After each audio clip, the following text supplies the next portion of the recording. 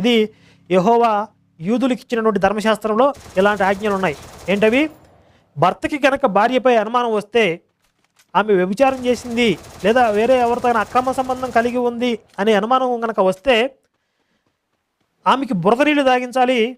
ఆమె గనక తప్పు చేసినట్లయితే ఆమె నడుం పడిపోతుంది, కడుపు ఉబ్బి నడుం పడిపోతుంది. ఒకవేళ తప్పు చేయకపోతే ఆమెకి గర్భం వస్తుంది. ఇది భార్యకి భర్త పెట్టేటువంటి పరీక్షా పద్ధతి. అనుమానం వస్తే ఆయన పరీక్షించే విధానం అన్నమాట.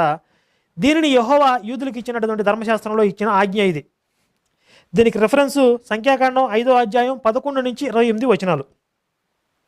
ఆ తర్వాత పాపక్షమాపణ కోసం జీవుల్ని బలి ఇవ్వాలి.